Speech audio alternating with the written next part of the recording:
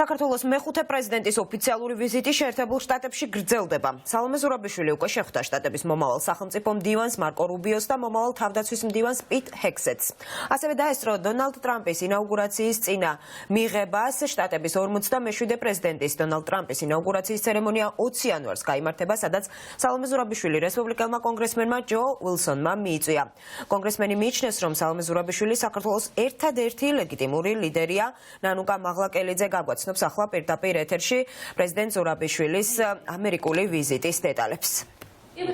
ნათია, სალომე ზურაბიშვილი უკვე ვაშინგტონშია და ის მაღალი რანგის ორმხრივ შეხვედრებს მართავს.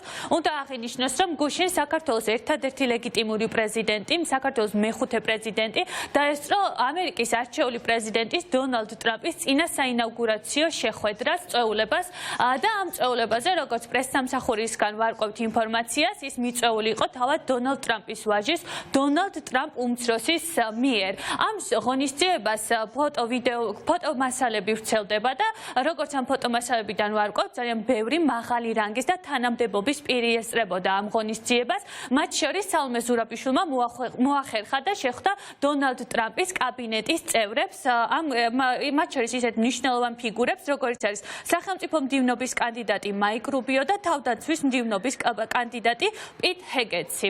უნდა აღინიშნოს ისიც, რომ იქამდე სანამ სალომე ზურაბიშვილი ამ წვეულებას დაესწრებოდა, მან სხვადასხვა მნიშვნელოვანი ორგანიზაციის წარმომადგენლებთან გამართა შეხვედრა, მათ შორის ისეთ პირებთან, როგორც არის საერთაშორისო რესპუბლიკური ინსტიტუტის AIRA-ის ვიცე-პრეზიდენტი და ევრაზიის რეგიონულ დირექტორსაც შეხვდა. რა თემებზე იყო საუბარი? ეს ძალიან მარტივი მისახვედრია, ცხადია არჩევნები იყო მთავარი თემა და ეს შეხვედრა დახურულ კარს მიღმა ტარდებოდა, თუმცა ამ შეხვედრის შემდეგ გაკეთებულ კომენტარზე სალომე ზურაბიშვილმა ღიად ისაუბრა კომენტირებისას, რომ შეხვედრაზე ძალიან კარგად იცოდნენ წარმომადგენლებმა თუ როგორ გააყალბა ქართული ოცნების ეგრეთ წოდებულმა ხელისუფლებამ 26 ოქტომბრის საპარლამენტო არჩევნები და შესაბამისად ამაზე ბევრი საუბარი პრეზიდენტს არ დასჭირდა, აქცენტები გაკეთდა იმაზე თუ როგორ უნდა ჩატარდეს ახალი არჩევნები და მათ შორის სალომე ზურაბიშვილმა თქვა, რომ მან მიიღო პირობა რესპუბლიკური ინსტიტუტისგან, რომ ისინი დაეხმარებიან ყველანაირი პირობების შექმნაში ქვეყანაში იმისთვის, რომ შემდეგი არჩევნები მაქსიმალურად სამართლიან პირობებში ჩატარდეს.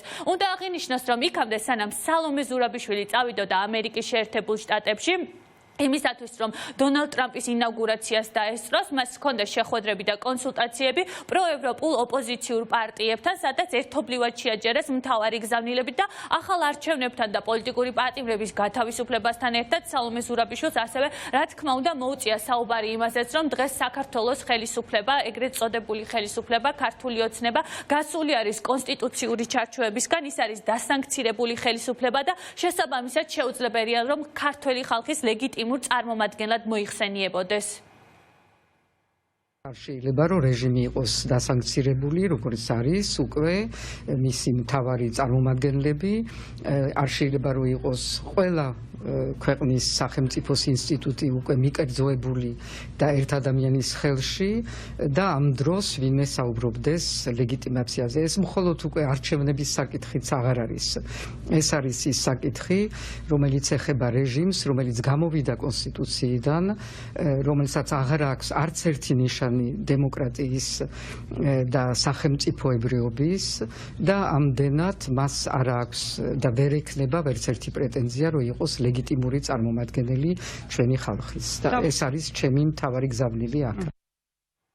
სალომე ზურაბიშვილი რჩება ამერიკის შეერთებულ შტატებში, ის აგრძელებს მაღალი რანგის შეხვედრებს და სავარაუდოდ დღის განმავლობაში კიდევ ნახავთ ამის ამსახველ ფოტო და ვიდეო მასალას. იქამდე უნდა ითქვას, რომ ის იმყოფება ჯო ვილსონის, ამერიკელი კონგრესმენის მიწვევით ამერიკის შეერთებულ შტატებში. ჩვენ ყველამ კარგად ვიცით ვილსონის დამოკიდებულება ქართული ოცნებისა და მათ შორის პირადად პრორუსი ოლიგარქის ბიძინა ივანიშვილის მიმართ, რომელსაც ის აღიქვამს და მოიხსენიებს როგორც ამერიკის მტერს და ამერიკის სახელმწიფოებრიობის მტერს. შესაბამისად გასაკვირი არ არის, რომ დონალდ ტრამპის ინაუგურაციას, რომელიც 20 იანვარს გაიმართება, ქართული ოცნებიდან არავინ ესწრება და ეს კიდევ ერთი დასტურია ის, რომ მხოლოდ სალომე ზურაბიშვილი იმყოფება ამერიკის შეერთებულ შტატებში და შესაბამისად ჩვენი მთავარი სტრატეგიული პარტნიორი სწორედ მას განიხილავს ერთადერთ ლეგიტიმურ ლიდერად.